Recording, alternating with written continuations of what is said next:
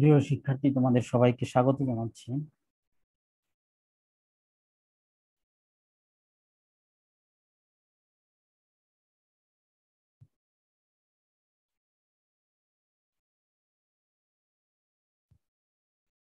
তোমাদের পদার্থবিজ্ঞান প্রথম পত্রের পদার্থের গাঠনিক ধর্ম অর্থাৎ সপ্তম অধ্যায় আলোচনা করব।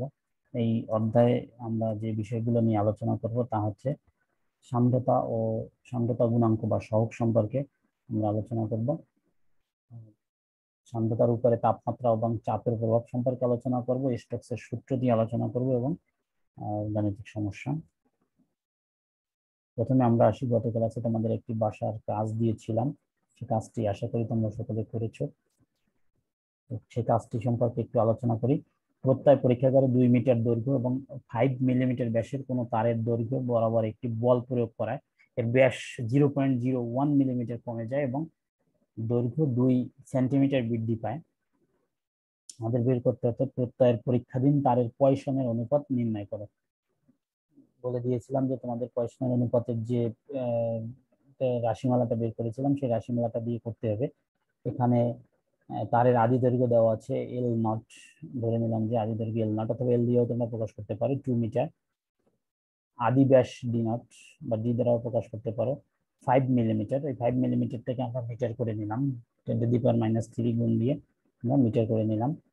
তারের দৈর্ঘ্য বৃদ্ধি ডেল এল 2 সেন্টিমিটার, সেন্টিমিটারটাকে আমরা 100 দিয়ে ভাগ দিয়ে আমরা মিটার করে নিলাম 10⁻² মিটার। তারের ব্যাস ডেল ডি ধরে নিলাম, হ্রাস যেটা পেয়েছে 0.01 মিলিমিটার, মিলিমিটারটাকে 10⁻³ অর্থাৎ 1000 দ্বারা ভাগ দিয়ে আমরা মিটার করে নিলাম। আমরা জানি পয়সনের অনুপাতকে সিগমা, পয়সনের অনুপাতকে আমরা সিগমা দ্বারা প্রকাশ করে থাকি। তাহলে সিগমা সমান কি লিখতে পারি? Del D by D not by del L by L not. পার্শ্ব বিকৃতি বাই দৈর্ঘ্য বিকৃতির অনুপাত হচ্ছে পয়সনের অনুপাত। তাহলে এই মানগুলো আমরা ব্যবহার করলে আমরা পাবো 0.2। তাহলে যেহেতু একটা অনুপাত, একই জাতীয় রাশির অনুপাত, এটারও কোনো একক বা মাত্রা নাই, এটারও কোনো একক নাই এখানে, তাই এর কোনো একক নাই।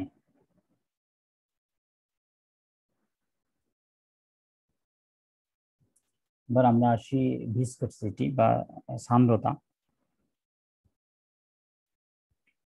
প্রবাহের যে ধর্মের জন্য এর বিভিন্ন স্তরের আপেক্ষিক বেগ বাধাপ্রাপ্ত হয় তাকে সান্দ্রতা বলে। আমরা জানি যে যে সকল পদার্থ প্রবাহিত হয় তাদেরকে প্রবাহী পদার্থ বলে, অর্থাৎ তরল, গ্যাস, এইগুলো সাধারণত প্রবাহী পদার্থ।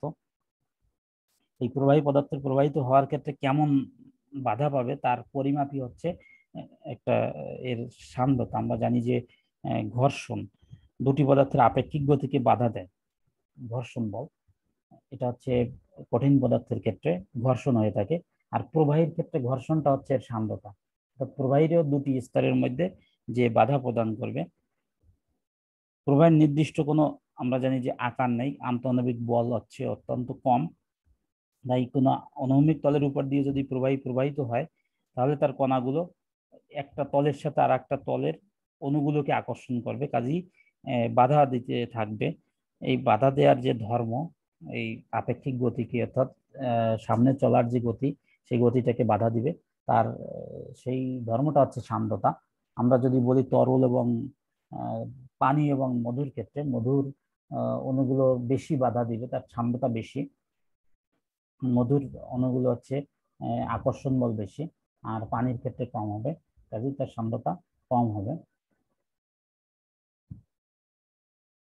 এরপরে আমরা আছি সান্দ্রতা গুণাঙ্ক বা সান্দ্রতা সহগ। নিউটনের সূত্রানুসারে কোনো প্রবাহীর দুটি স্তরের মধ্যে আপেক্ষিক বেগ থাকলে প্রবাহীর দুই প্রান্তে যে স্পর্শকীয় সান্দ্রবল ক্রিয়া করে তার মান প্রবাহীর স্তরদ্বয়ের ক্ষেত্রফল এবং তাদের মধ্যকার বেগ অবক্রমের বা নতির সমানুপাতিক।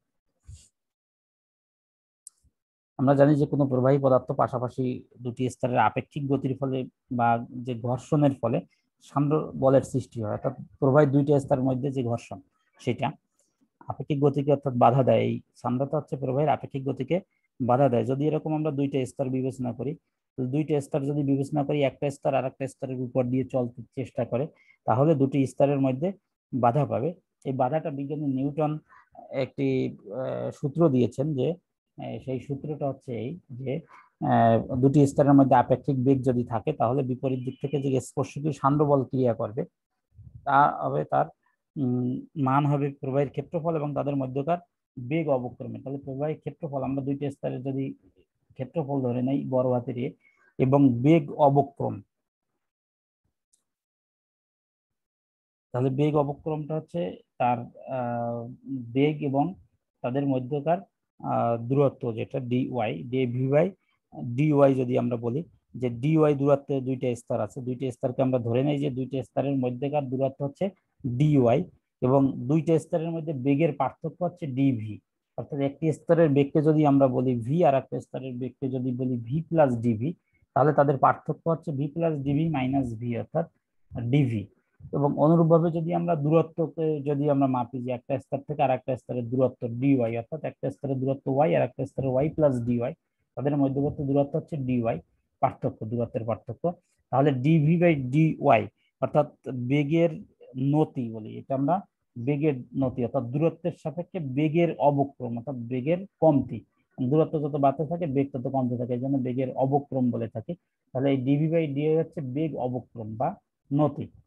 তাহলে নিউটনের সূত্র থেকে আমরা তাহলে বলতে পারি যে যে সান্দ্র বল উৎপন্ন হয় সেই সান্দ্র বলটা হবে তার ক্ষেত্রফলের সমানুপাতিক এবং বেগ অবক্রমের সমানুপাতিক। তাহলে এখান থেকে আমরা যদি এই সমানুপাতিক চিহ্নটা উঠাই ফেলি তাহলে একটা ধ্রুবক আসবে, সেই ধ্রুবকটাকে আমরা ইটা দ্বারা প্রকাশ করি। তাহলে এফ সমান eta into A DV by DY. এখানে এটা হচ্ছে সান্দ্রতা গুণাঙ্ক বা সান্দ্রতা সহগ। এই যে সান্দ্রতা গুণাঙ্ক বা সহগ যদি আমরা বলি, তাহলে সান্দ্রতা গুণাঙ্ক হচ্ছে ইটা দ্বারা প্রকাশ করি। এটাটা হচ্ছে নির্দিষ্ট তাপমাত্রায়, যদি আমরা তাপমাত্রা যদি স্থির রেখে দুইটা স্তর বিবেচনা করি, দুইটা স্তরের বেগ অবক্রম যদি একক রাখি আমরা, এখানে যদি আমরা দেখি যে ডিভি বাই ডিওয়াই এর মান, বেগ অবক্রমের মান যদি আমরা 1 বলে থাকি যে একক বেগ অবক্রমে, আর এর মান যদি আমরা এক একক বলে থাকি, অর্থাৎ একক ক্ষেত্রফলের কোন প্রবাহের বেগ অবক্রম যদি একক থাকে, সেই অবস্থায় যে পরিমাণে সান্দ্র বল উৎপন্ন হবে অর্থাৎ স্পর্শকীয় ভাবে এফ সমান এইটা হবে, এইটার এর মান 1 এবং ডিভি বাই ডিওয়াই এই মানটা যদি আমরা 1 একক ধরে নেই তাহলে এফ এবং ইটা হবে সমান হবে দুইটা। তাহলে বলতে পারি যে নির্দিষ্ট কোনো তাপমাত্রায় প্রবাহের দুইটা স্তরের মধ্যে বেগ অবক্রম একক রাখতে, অর্থাৎ বেগের নতি যদি আমরা একক রাখি বা একক দূরত্বে অবস্থিত দুটি স্তরের একক আপেক্ষিক বেগ যদি বজায় থাকে, দুইটা একক দূরত্বের মধ্যে আপেক্ষিক বেগও যদি একক বজায় থাকে, তাহলে প্রবাহী স্তরের প্রতি একক ক্ষেত্রফলে এর মান আমরা একক বলেছি, তাহলে বলতে পারি প্রতি একক ক্ষেত্রফলে স্পর্শকীয় ভাবে যে বলের প্রয়োজন তা ওই তাপমাত্রায় ওই প্রবাহের জন্য আমরা বলতে পারি সান্দ্রতা গুণাঙ্ক, যাকে আমরা ইটা দ্বারা প্রকাশ করে থাকি।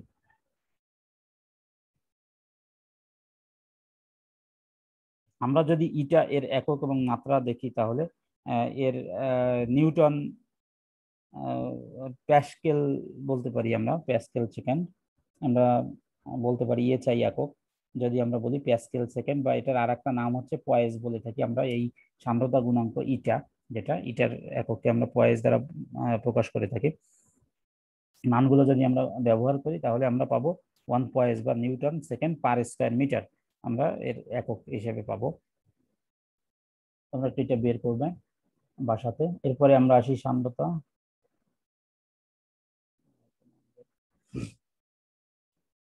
নির্দিষ্ট তাপমাত্রায় প্রবাহের দুটি স্তরের মধ্যে একক বেগ অবক্রমে প্রতি একক ক্ষেত্রফলে যে স্পর্শকীয় বলের প্রয়োজন তাকে ওই প্রবাহের সান্দ্রতা বলে, সান্দ্রতা সহগ বলে। এর একক হচ্ছে পয়েজ। এই পয়েজ হচ্ছে প্যাসকেল সেকেন্ড, এই দুইটার গুণফলকে আমরা পয়েজ বলে থাকি, অথবা newton second per square metre. আর 1 নিউটন সেকেন্ড পার স্কয়ার মিটারে হচ্ছে 10 পয়েজ।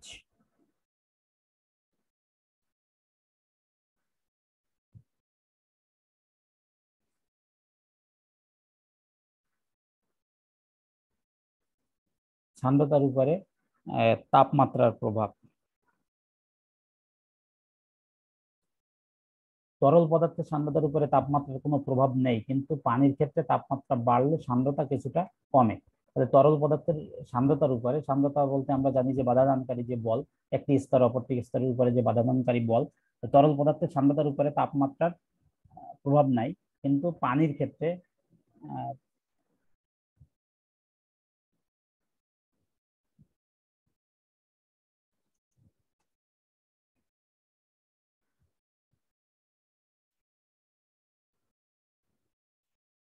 তরলের ক্ষেত্রে হবে না, তরলের ক্ষেত্রে তাপমাত্রার এখানে আমাদের তরল ভুল আছে, পানির ক্ষেত্রে, তরলের ক্ষেত্রে তাপমাত্রার প্রভাব আছে। তাপমাত্রা বাড়ালে তরলের সান্দ্রতা হ্রাস পায় সাধারণত। তাপমাত্রা যদি বাড়ায় আহ, তাহলে তরলের সান্দ্রতা, এই যে পানিও একটা তরল পদার্থ, এখানে আমাদের একটু লেখা ভুল গেছে। তাহলে তরল পদার্থের তাপমাত্রা যদি বাড়ায় তাহলে সান্দ্রতা হ্রাস পাবে। আমরা তরলের ক্ষেত্রে একটা সম্পর্ক জানি যে লগ ইটা সমান a plus B by T. এটা হচ্ছে যদি তরলের সান্দ্রতা হয়, আহ, তাহলে সেই সান্দ্রতা সহগ হবে, আর টি কেলভিন তাপমাত্রা বা পরম তাপমাত্রায় এ এবং বি যদি ধ্রুবক হয় তাহলে আমরা এটা লগ ইটা সমান a plus B by T আমরা এটা জানি। আর গ্যাসের ক্ষেত্রে আমরা সান্দ্রতা যে প্রভাব, সেটা আমরা সান্দ্রতা তাপমাত্রা বাড়ালে সান্দ্রতা কিছুটা বাড়ে গ্যাসের ক্ষেত্রে। আর তরলের ক্ষেত্রে হচ্ছে সান্দ্রতা কমে, তাপমাত্রা বাড়ালে সান্দ্রতা কমে, কিন্তু গ্যাসের ক্ষেত্রে সান্দ্রতা বাড়ে। এই এটা রাশিমালা হচ্ছে ইটা সমান √/T। এই টিটা হচ্ছে পরম তাপমাত্রা বা কেলভিন তাপমাত্রা বলি আমরা। পরম তাপমাত্রা বা কেলভিন তাপমাত্রার সমানুপাতিক, অর্থাৎ তাপমাত্রা বাড়ালে এর সমানুপাতিক হিসেবে বাড়তে থাকবে, বর্গমূলের সমানুপাতিক, তাহলে এই হিসেবে বাড়তে থাকবে। অর্থাৎ আমরা দেখতে পাচ্ছি যে তরলের সান্দ্রতার উপরে তাপমাত্রার যে প্রভাব সেটা তরল বা গ্যাস দুইটার ক্ষেত্রেই আছে তাপমাত্রার সঙ্গে, তবে তরলের ক্ষেত্রে যে প্রভাব গ্যাসের ক্ষেত্রে তার বিপরীত। এরপরে আমরা আসি সান্দ্রতার উপরে চাপের প্রভাব। তরল পদার্থের সান্দ্রতা চাপ বৃদ্ধিতে বৃদ্ধি পায়, চাপ যদি বাড়ায় তাহলে তরল পদার্থের সান্দ্রতা বৃদ্ধি পায়। কিন্তু গ্যাসের ক্ষেত্রে চাপের তেমন কোনো প্রভাব নেই। গ্যাসের যদি চাপ বাড়ানো বা কমানো হয় তাহলে এর সাধারণত কোনো প্রভাব নেই, তবে নিম্নচাপে কিছুটা ব্যতিক্রম দেখা যায়। এরপরে আমরা আসি স্টোকস ল, স্টোকসের সূত্র। স্টোকস দেখান যে আর ব্যাসার্ধের কোনো গোলক ইটা সান্দ্রতা গুণাঙ্কের মধ্য দিয়ে ভি বেগে পড়তে থাকলে সান্দ্রতার জন্য গোলকের গতিকে বাধাদানকারী বলের মান এফ সমান 6 পাই ইটা আর ভি। কোনো মাধ্যম যদি আমরা কোনো একটা প্রবাহী যদি বলি, সেটা তরল বা গ্যাস জানিয়েই বলি না কেন, তার ভিতরে যদি কোনো বস্তু গতিশীল হয় তাহলে এটি সংস্পর্শে থাকা প্রবাহীর পদার্থের যে স্তরগুলো আছে সেই স্তরগুলোকে নিজের সাথে টেনে নিয়ে যায়। কোনো একটা তরলের ভিতরে যদি আমরা একটা গোলক বা কোনো কিছু একটা একটা বল ফেলে দেই কোনো তরলের ভিতরে, তাহলে সে নিচের দিকে টেনে নিয়ে যাবে তার সাথে প্রবাহী অণুগুলোকেও। বিভিন্ন স্তরের মধ্যে যে আপেক্ষিক গতির সৃষ্টি হবে, অর্থাৎ বাধাদানকারী বলের একটা সৃষ্টি হবে, অর্থাৎ সান্দ্র বলের সৃষ্টি হবে যা তার গতিকে মন্থর করে দেবে। তাই স্টোকস প্রমাণ করেছেন যে আর ব্যাসার্ধের কোনো গোলক, কোনো একটা বল বা কোনো একটা গোলক যদি ইটা সান্দ্রতা গুণাঙ্কের কোনো একটা তরলের মধ্য দিয়ে, এখানে একটা তরল হবে, তরলের মধ্য দিয়ে যদি ভি প্রান্ত বেগে যদি পড়তে থাকে তাহলে বাধাদানকারী যে বল হবে সেই বলের মান হবে 6 পাই ইটা আর ভি। এটা হচ্ছে সান্দ্রতা গুণাঙ্ক বা সহগ, আর হচ্ছে ওই যে পদার্থটা পড়বে তার ব্যাসার্ধ, এবং ভি হচ্ছে প্রান্ত বেগ। অর্থাৎ এই বল সান্দ্রতা গুণাঙ্কের সমানুপাতিক। এখান থেকে আমরা বলতে পারি যে বাধাদানকারী যে বল অর্থাৎ সান্দ্র বল, সেই সান্দ্র বল হবে এই 6 পাই, এটাকে আমরা যদি 6 হচ্ছে ধ্রুবক, পাই ও ধ্রুবক, তাহলে এফ সমানুপাতিক ইটা আর ভি। ইটা এবং আর ভি এর সাথে সমানুপাতিক সম্পর্ক হচ্ছে এই বাধাদানকারী বলে। তাহলে বলতে পারি সান্দ্রতা গুণাঙ্কের সমানুপাতিক ইটা, এফ সমানুপাতিক ইটা, এফ সমানুপাতিক আর, এফ সমানুপাতিক ভি। তাই বলতে পারি যে সান্দ্রতা গুণাঙ্কের সমানুপাতিক গোলকের ব্যাসার্ধের সমানুপাতিক, এই যে আর, এফ সমানুপাতিক আর, তাহলে ব্যাসার্ধের সমানুপাতিক এবং গোলকের বেগের সমানুপাতিক ভি, এফ সমানুপাতিক ভি। এই বল গোলকের গতির বিপরীত দিকে ক্রিয়া করে। গোলক যেদিকে, গোলক নিচের দিকে যদি পড়ে, উপর থেকে ছেড়ে দিলে গোলক পড়বে নিচের দিকে, আর এই যেহেতু বাধাদানকারী বল, তাহলে বাধাদানকারী বলটা ক্রিয়া করবে তার উপরের দিকে।